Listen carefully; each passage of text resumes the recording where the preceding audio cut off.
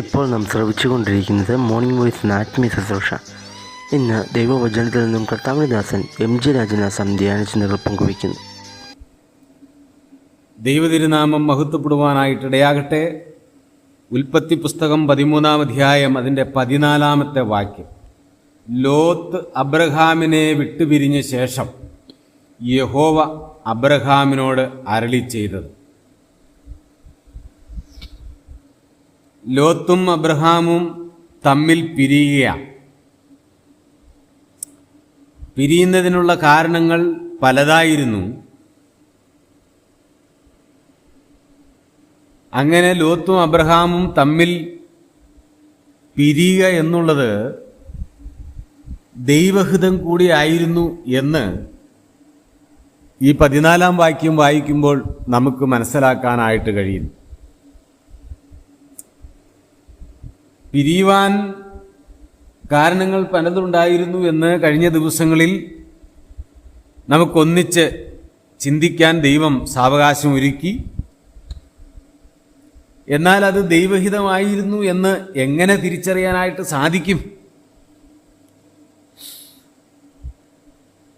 12-ാം അധ്യായം അതിൻ്റെ 7-ാം വാക്യം ഇങ്ങനെയാണ്: യഹോവ അബ്രഹാമിന് പ്രത്യക്ഷനായി, നിന്റെ സന്തതിക്ക് ഞാൻ ഈ ദേശം കൊടുക്കുമെന്ന് അരുളി ചെയ്തു. തനിക്ക് പ്രത്യക്ഷനായ യഹോവയ്ക്ക് അവൻ അവിടെ ഒരു യാഗപീഠം പണിതു. 12-ാം അധ്യായം 7-ാം വാക്യത്തിൽ ദൈവം അബ്രഹാമിന് പ്രത്യക്ഷനായിട്ട് കനാൻ ദേശം നിന്റെ തലമുറയ്ക്ക് നൽകും എന്ന് അരുളി ചെയ്ത ആ വാഗ്ദത്തം നൽകിയതിന് ശേഷം പിന്നെ ദൈവം അബ്രഹാമിന് പ്രത്യക്ഷനാകുന്നത് എപ്പോഴാണെന്ന് ചോദിച്ചാൽ 13-ാം അധ്യായത്തിൻ്റെ 14-ാം വാക്യത്തിൽ ലോത്ത് അബ്രഹാമിനെ വിട്ടുപിരിഞ്ഞ ശേഷം എന്ന് അവിടെ വ്യക്തമായി രേഖപ്പെടുത്തിയിരിക്കുകയാണ്.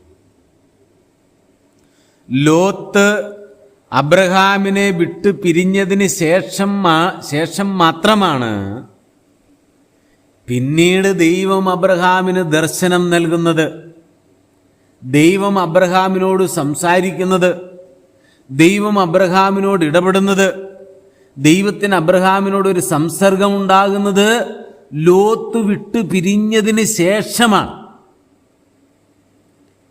നമുക്കറിയാം, അബ്രഹാം ചെന്നിടത്തെല്ലാം ദൈവത്തെ ആരാധിച്ചു. അബ്രഹാം ഒരു ഭക്തനായ മനുഷ്യനാണ്, ദൈവത്തെ ഭയപ്പെടുന്നൊരു വ്യക്തിയാണ്. അതുകൊണ്ട് ദൈവം ആരാണെന്ന് തിരിച്ചറിഞ്ഞ വ്യക്തി ദൈവത്തെ ചെന്നിടങ്ങളിലെല്ലാം അബ്രഹാം ആരാധിച്ചു. ദൈവത്തെ ആരാധിച്ചു എന്നുള്ളത് അബ്രഹാമിൻ്റെ ജീവിതത്തിൽ വളരെ സന്തോഷം നൽകിയൊരു കാര്യമാണ്. അതിൽ അബ്രഹാം ഉത്സാഹവാനായിരുന്നു.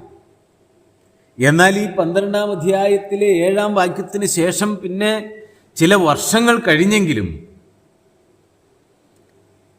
ദൈവം അബ്രഹാമിന് ദർശനം നൽകിയത് ലോത്ത് വിട്ടുപിരിഞ്ഞ ശേഷമാ. അബ്രഹാം ഇതിനിടയിൽ ദൈവത്തെ ആരാധിച്ചില്ലയോ? ആരാധിച്ചു. അബ്രഹാമിൻ്റെ ജീവിതത്തിൽ സന്തോഷമുണ്ട്, ആരാധിക്കാൻ സന്തോഷമുണ്ട്, താൻ ദൈവഭക്തനായി ജീവിക്കുന്നുണ്ട്. വളരെ നല്ല കാര്യം. പക്ഷേ ദൈവം അബ്രഹാമിനോട് ഇടപെട്ടത് ലോത്ത് വിട്ടുപിരിഞ്ഞതിന് ശേഷമാണെന്നുള്ളത്. അപ്പൊ അബ്രഹാമിൻ്റെ അടുക്കൽ ദൈവത്തിൻ്റെ ദർശനത്തിന് തടസ്സമായി നിന്നത് ആരാണെന്ന് ചോദിച്ചാൽ ഞാനത് ഇങ്ങനെ പറയും, അത് ലോത്ത് എന്ന ഒരു വ്യക്തിയാണ്. അതുകൊണ്ടാണ് ലോത്തിന്റെ പേര് അവിടെ വ്യക്തമായി രേഖപ്പെടുത്തിയിരിക്കുന്നത്. ലോത്ത് ദൈവത്തിന്റെ വിളി കേട്ട് വന്നൊരു വ്യക്തിയല്ല. ലോത്തിനെ ദൈവം വിളിച്ചിട്ടില്ല, ലോത്തിനോട് ദൈവം സംസാരിച്ചിട്ടില്ല, ലോത്തിന് ദൈവം ദർശനങ്ങൾ നൽകിയിട്ടില്ല. പിന്നെ ഒരിക്കൽ ദർശനം നൽകിയത് അത് സൊദോം ഗോമോറയെ ന്യായം വിധിക്കുന്നതിനോടുള്ള ബന്ധത്തിലാണ്. പ്രിയമുള്ളവരെ, ദൈവം വിളിച്ചത് അബ്രഹാമിനെയാണ്, ദൈവം ദർശനം നൽകിയത് അബ്രഹാമിനോടാണ്. ദൈവം അബ്രഹാമിനോടാണ് ഇടപെട്ടത്.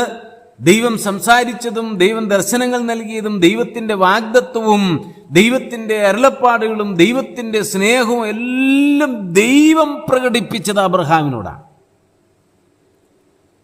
ലോത്ത് കൂടെ വന്ന വ്യക്തിയാണ്. ലോത്ത് ഒരിടത്തും ദൈവത്തെ ആരാധിച്ചതായിട്ട് വേദപുസ്തകത്തിൽ രേഖപ്പെടുത്തിയിട്ടില്ല. പുതിയ നിയമത്തിൽ നാം ഇങ്ങനെ വായിക്കുന്നു, നീതിമാനായ ലോത്ത്. നീതിമാനായിരുന്നിരിക്കാം, അതുകൊണ്ടാണല്ലോ അങ്ങനെ രേഖപ്പെടുത്തിയിരിക്കുന്നത്. പക്ഷേ ദൈവത്തെ എവിടെയെങ്കിലും ആരാധിച്ചതായിട്ട് രേഖപ്പെടുത്തിയിട്ടില്ല. ഞാൻ മനസ്സിലാക്കുന്നു, ലോത്ത് ഒരു ദൈവഭക്തനായിരുന്നില്ല. ലോത്തും ദൈവവുമായിട്ട് വലിയ സമ്പർക്കമില്ല. ദൈവം ലോത്തിന് ദർശനങ്ങൾ നൽകിയിട്ടില്ല. ദൈവത്തിൻ്റെ അരുളപ്പാടുകളില്ല, ദൈവത്തിൻ്റെ വാഗ്ദത്തങ്ങളില്ല, ദൈവത്തിൻ്റെ ഒന്നും ലോത്തിനോടുള്ള ബന്ധത്തിലില്ല. പിന്നെയോ അബ്രഹാമിനോടുള്ള ബന്ധത്തിലാണ്. ദൈവത്തെ ആരാധിക്കാത്ത ഒരു മനുഷ്യൻ എപ്പോൾ ദൈവത്തെ ആരാധിക്കുന്ന ഭക്തനായ ഒരു മനുഷ്യനിൽ നിന്ന് മാറിപ്പോയോ അന്നാണ് ദൈവം ദർശനം നൽകുന്നത്. അതിനുശേഷം വിശുദ്ധ വേദപുസ്തകത്തിലെ ഒരു ഭാഗം നിങ്ങളുടെ ശ്രദ്ധയിലേക്ക് കൊണ്ടുവരുവാൻ എനിക്ക് സന്തോഷമുണ്ട്. കൊരിന്ത്യർക്ക് എഴുതിയ 2-ാം ലേഖനം 6-ാം അധ്യായം അതിൻ്റെ 14-ാമത്തെ വാക്യം മുതലാണ്, നിങ്ങൾ അവിശ്വാസികളോട് ഇണയല്ലാപ്പിണ കൂടരുത്. നീതിക്കും അധർമ്മത്തിനും തമ്മിൽ എന്തോ ഒരു ചേർച്ച, വെളിച്ചത്തിന് ഇരുളോട് എന്തോ ഒരു കൂട്ടായ്മ, ക്രിസ്തുവിനും ബലിയാലിനും തമ്മിൽ എന്തു പൊരുത്തം. അല്ല, വിശ്വാസിക്ക് അവിശ്വാസിയുമായി എന്തോഹരി, ദൈവാലയത്തിന് വിഗ്രഹങ്ങളോട് എന്തു യോഗ്യത. നാം ജീവനുള്ള ദൈവത്തിൻ്റെ ആലയമല്ലോ. അപ്പോസ്തലനായ പൗലോസ് കൊരിന്തിലെ വിശ്വാസികൾക്ക് എഴുതുമ്പോൾ വിശ്വാസിയും അവിശ്വാസിയും തമ്മിൽ ഒരു ഓഹരിയും പാടില്ല, ഇണയല്ലാപ്പിണ കൂടരുത്, നീതിയും അധർമ്മവും തമ്മിൽ ചേർന്നു പോവുകയില്ല, വെളിച്ചവും ഇരുട്ടും തമ്മിൽ ഒരിക്കലും കൂട്ടായ്മയുണ്ടാകുന്നില്ല. അങ്ങനെയെങ്കിൽ ക്രിസ്തുവും ബലിയാലിനും തമ്മിൽ ഒരു പൊരുത്തവും ഇല്ലാതിരിക്കുമ്പോൾ പ്രിയ വിശ്വാസിയെ, നിനക്ക് അവിശ്വാസിയുമായിട്ട് എന്തോഹരി? അപ്പോസ്തലനായ പൗലോസ് ചോദിക്കുക. മുകളിൽ പറഞ്ഞത് ഒന്നും യോജിക്കുന്നില്ല.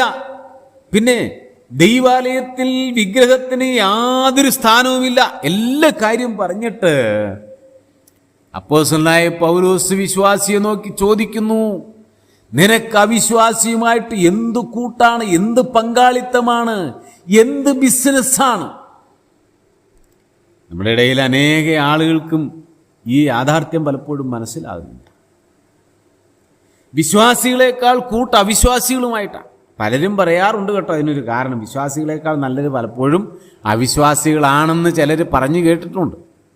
ചില ആളുകളുടെയൊക്കെ സ്വഭാവം വെച്ച് നോക്കുമ്പോൾ അങ്ങനെയൊക്കെ തോന്നിപ്പോകാറുമുണ്ട്. എന്നാലും എത്ര നല്ലവരാണെങ്കിലും പ്രിയമുള്ളവരെ, ദൈവത്തെ ആരാധിക്കാത്ത, ദൈവഭയമില്ലാത്ത, രക്ഷിക്കപ്പെടാത്ത, ദൈവത്തെ അനുസരിക്കാത്ത, ദൈവവചനം പ്രമാണിക്കാത്ത ഒരാളുമായിട്ടും ഒരു ബിസിനസ്സിലും നാം ഒരു പങ്കാളിയാകരുതെന്ന് ദൈവം നമ്മെ ഓർമ്മിപ്പിക്കുക. എന്താ കാരണം? ഇത് രണ്ടും രണ്ടാണ്. ഒരിക്കലും ഒന്നിച്ചു ചേരാത്ത രണ്ട് വസ്തുക്കൾ തമ്മിൽ പൊരുത്തപ്പെട്ടു പോവുകയില്ലെന്നാണ് ദൈവം നമ്മെ ഓർമ്മിപ്പിക്കുന്നത്. നാം അങ്ങനെ ചേർന്ന് പോയാൽ വരാൻ സാധ്യതയുള്ള ഒരു ദോഷം ഇവിടെ രേഖപ്പെടുത്തിയിരിക്കുന്നത് എന്താണെന്ന് അറിയാവോ?